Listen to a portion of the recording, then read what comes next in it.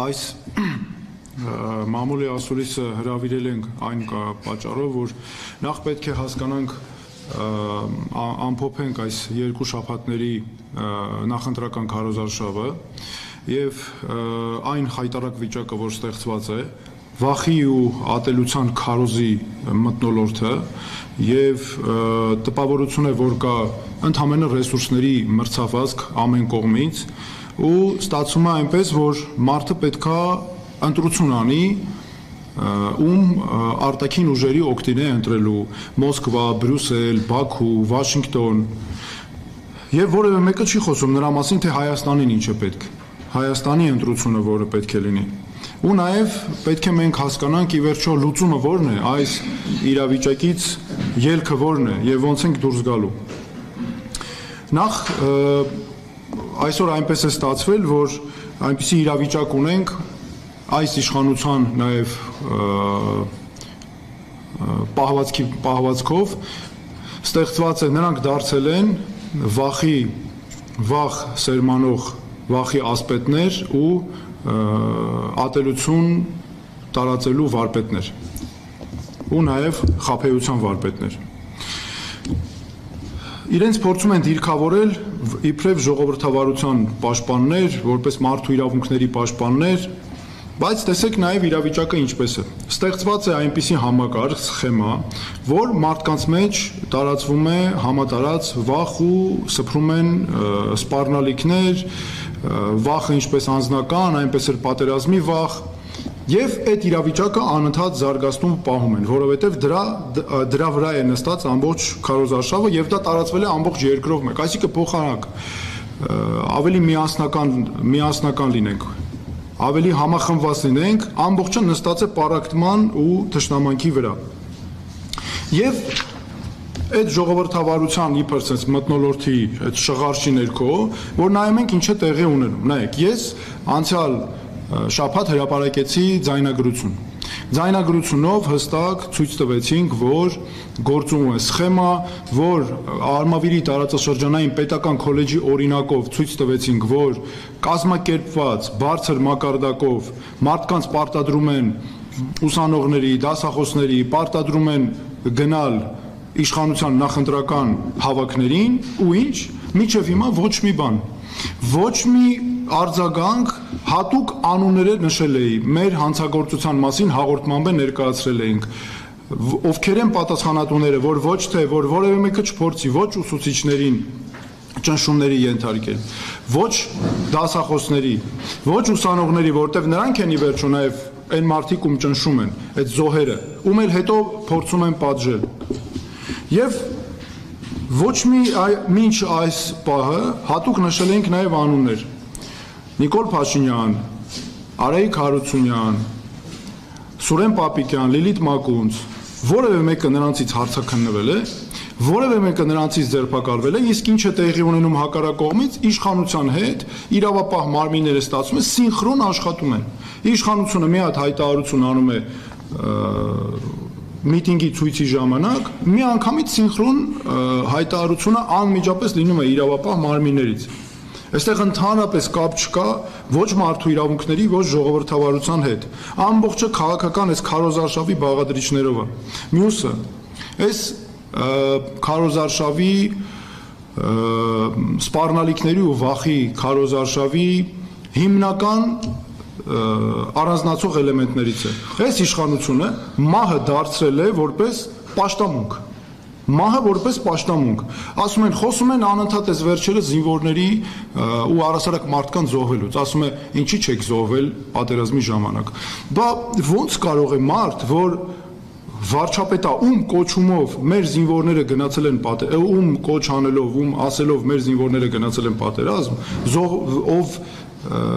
զոհվել է նաև հերոսաբար, արիաբար, բայց այն տղերքը, որ գնացել են պատերազմ, ասում են, ինչի չեք զոհվել։ Ես սա գնահատում եմ բացառապես որպես մեղքը մեր զինվորների վրա դնելու ակնհայտ քայլ։ Իրենց վրայից մեղքը գցում են դնում են մեր զինվորների վրա, պատասխանատվությունից նաև փախնելու համար։ Եվ անհասկանալի է, էլի բարոյական ոչ մի բանի մեջ չի տեղավորվում։ Ոնց կարող է Հայաստանի վարչապետը ուրախանա կամ ասի մատ հիմնավորեք ինչ չեք զոհվել ու ուրախանա նրա համար, որ ասենք մարդիկ զոհվել են, ինչ լավ է, այստեղ գոնե ես կունենամ մեղքը գցելու բան ինչ որ մեկի վրա։ Հակառակը չէ, պետքա ուրախանաս, որ մարդիկ չեն զոհվել, կենդանի են մնացել, ամեն մեկի կյանքը արժեք է։ Ու պաշտպանության նախարարն էլ հələ տեսեք ինչ անում, հələ խոսքի վիճակը լակոտի պես իրան պահելով, արայով խոսալով, քաղաքացիների ամբողջ ուղի եթերներով գնում է, ասում է ինչի հիմնավորեք ինչի չեք զոհվել։ Բա դու մի հատ կարաս հիմնավորես, դու ինչի չես զոհվել։ Դու կարաս հիմնավորես 15 մեր զինվորները, որոնք կացարանում հրդեհի հետևանքով մահացան։ Դու կարաս հիմնավորվես, ինչի է տղերքը մահացան։ Բա մահացան նրա պատճառով, որ ձեր նշանակած վարչապետի նշանակած նախարարի ժամանակ նրա պատճառով այս Սուրեն Պապիկյանի, որ խոսում է սենց, ու նաև նրանց ընտրած հրամանատարների պատճառով։ Պաշտպանության նախարարը, պաշտպանության բա դու նախարար ես, նախարարի ֆունկցիան այն է, որ դու պատերազմը նենց կազմակերպես, եթե կա այնպիսի քաղաքականություն տանես, հնարավորինս քիչ մարդ զոհվի։ Բայց ոչ թե որ ուրախանաս նրա համար, որ ասես ինչ լավ է, բանը զոհվե կամ ինչի չեք գնացել զոհվե, սա գիտեք ինչ կա, օրինակ Ստալինի ժամանակ, երբ պատերազմից ֆրոնտից հետ էին գալի, կամ տանում հարցաքննում էին ու պատժում էին մարդկանց։ Հիմա սա նույն ստալինիզմն է։ Այս մարդիկ, որ այսքան խոսում են եվրոպական արժեքներից, ստալինիզմի քարոզ են անում, սրանք ստալինիզմի դրսևորումներն են։ Ես ուզում եմ նաև մեր զինվորներին ասել, հայ զինվոր, սա մեղքը գցել է քո վրա, իշխանությունը հանում է քաղաքական իր վրայից այս քաղաքական իշխանությունը ամբողջ մեղքերը բարդում է զինվորների վրա։ Սա է այս սրա իմաստը։ Եվ այս մահվան նաև այս պաշտամունքը, որ իրանք սարքել են։ Սա քարոզարշավ է, որտեղ մարդ մահացավ։ Մայիսի 16-ին պաստառ պոկելու համար մարդ մահացավ։ Եվ ինչ եղավ։ Ոչ մի բան, անունը դրեցին, որ հոգեկան առողջության խնդիր ունեցող մարդ էր, հոգեբուժարանի հետ կապեցին եւ այս թեման փակեցին գնաց։ Ինչ եղավ այդ, բայց դեպքը ինչ եղավ, դուք իշխանություն եք, մի հատ պետքա բացահայտեք, դուք մենակ նախընտրական քարոզչության մեջ եք, պետք է գիտեք դուք նախընտրական տեխնացուներ եք, բայց դուք նաեւ իշխանություն եք։ Այս իրավիճակից ելքը ո՞րն է լինելու, այսինքն sense ինչքան մարդ մահանա, գործիք համարենք անցնի գնա։ Կամ եւ առասարակ նման բաները իշխանության պահվածքի անբաժան մաս են, ասենք ունենք նախագահ, որը դագաղների հետ սելֆի է անում, պաշտպանության նախարար, որը ասում է, թե հիմնավորեք ինչի չեք զոհվել, վարչապետ, որը նույնն ասում, եւ այսօր ես նաեւ իր մամուլի ասուլիսը տեսա, ակնհայտ է, որ երևում է այդտեղ, որ ինքը խոսքը փոխում է, զգացել է, որ այս քանի օրերին այդ քննադատությունների տակից չի կարողանում դուրս գա, բայց իրական էությունն արտահայտել ես կարծում եմ, եւ ստացվել է ինչ, ստացվել է, որ հիմա նորից էլի խոսքը փոխում են, այսինքն այդ խաբեբայության սինդրոմն է, որ հիմա Հայաստանում գործում է, եւ խնդիրը այն է, որ սա, գիտեք, այս իմ ասուլիսի նպատակն էր գնահատական տալ իրավիճակին, հասկանալ իրավիճակը որն է եւ ելքերը սրանից փնտրել, որ մեզ հիմա ամբողջ այս քարոզարշավը տանում են վախի ու սպառնալիքի քարոզարշավի, զոհվել չզոհվելու, մահվան այս պաշտամունքերի միջև ու ռեսուրսների ամբողջությամբ վարչական ռեսուրսի չարաշահմամբ։ Այս քարոզարշավի մի եւս սարսափելի վատ կողմերից է կնոջը թիրախավորելը, կնոջը բռնության ենթարկելը, հայ կնոջը ու այն էլ զինվորի մորը նաեւ։ Ասենք ես չեմ պատկերացնում, էլի ոնց կարելի է լինի երկրի ղեկավար, որ զինվորի մոր հետ, մոր վրա գոռա, խոսա այսենց, մունատ գա, մեղքերը գցի զինվորի վրա, այդ մոր վրա մեղքերը գցի։ Հիշում ենք բոլորս 15 մեր զոհված տղաներից մեկի մոր վրա, որ ինչ ձայներ բարձրացնում մեծամորում։ Ես այդ մեր զինվորի հորը տեսել եմ մեծամորում, խոսել եմ հետ, ասենք այդ մարդու աչքերի մեջ նայում ես, հերոսական ընտանիք, այդ մարդու աչքերի մեջ նայում ես, ինքը ասում է, գիտես ինչ կա, իմ տղեն էսի հայրենիքի համար է կյանքը տվել։ Գնացել հայրենիքի համար կյանքը տվել է, բայց հիմա ինչի են մեզ այս վիճակի դնում, խաբում են, չեն ասում ճշմարտությունը ու չեն բացահայտում մեզ գործը։ Դուք տեսեք հələ մարդը երեխա է կորցրել, ամենաթանկը իր դաստիարակել, չարչարվել, տվել են այս երկրին, տվել, բա դու վարչապետ ես, տվել են այն հույսով, որ այդ երեխան կծառայի, կվերադառնա տուն եւ հերոսական գնահատական կունենա, իրենք կգնահատվեն, դու կանգնել ոչ միայն հիմա գոռում ես, այլ նաեւ ասում ես մունաթ ես գալի մարդկանց վրա, այլ խափում ես։ Ասենք, չգիտեմ, էլի ոնց կարելի է, ես չեմ պատկերացնում, ինչքան մտածում ես, ուղեղին մեջ չի տեղավորվում, ասենք, բա այն մյուս տղերքը մեր զինվորները, լավ էդի չես մտածում, ասենք, այդքան տղեր կան ծառայող, չէ՞։ Այդ մեր մյուս տղերքը, որ նայում են, տեսնում են իրանց ծնողների հետ սենց ես վերաբերվում։ Բայց ո՞նց էս պետության նկատմամբ վստահությունը կլինի։ Հե ինչ անեն քո քարոզարշավնա։ Քարոզարշավ, այսինքն դուք պատկերացնում եք ինչ աստիճան թանկ է իր համար, այս քարոզարշավի, այս ատելությունն ու թշնամանքը, այս իրական էությունը ստեղ է երևում, որ ամեն սրբությունների վրայով անցնում է իմ համար զոհվածի մոր հետ խոսելը ինքը արդեն տաբու է, վերջ, ինքը իմ համար սրբության պես արժեք է։ Այդ մարդը ինչ ուզում է լինի, սխալ լինի, ճիշտ լինի, ինքը զոհված զինվորի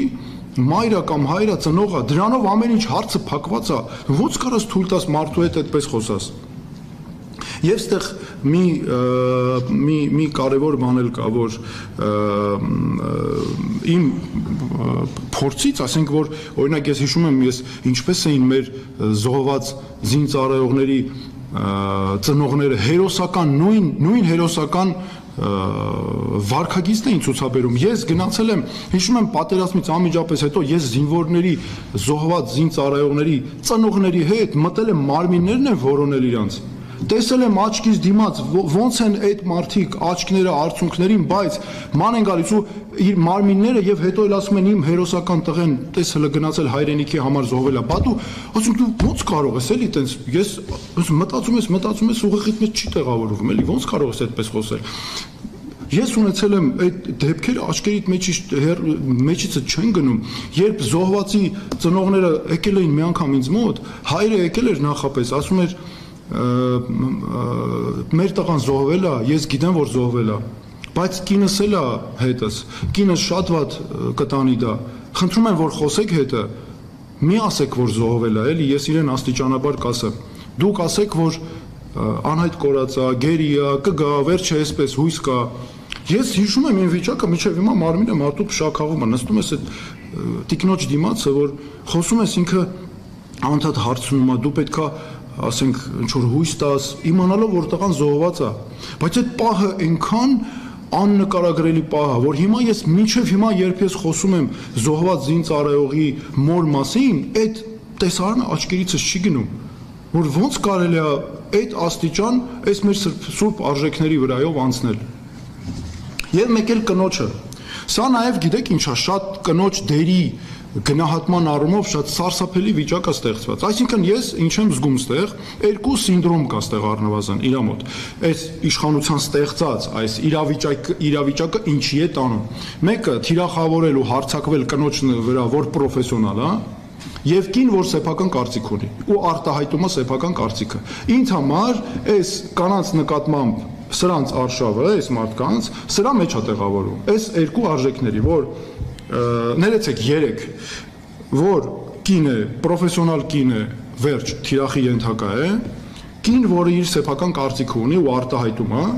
դա էլ թիրախի ենթակա է, ու նաև զինվորների հետ կապված էլ ամեն ինչը գցել զինվորների վրա, թող չբերեն պատճառաբանություն, ինչ որ իրանց քաղաքական հակառակորդներին, բանին, այս մեկին են ասում ինչի չէ զոհվել, դա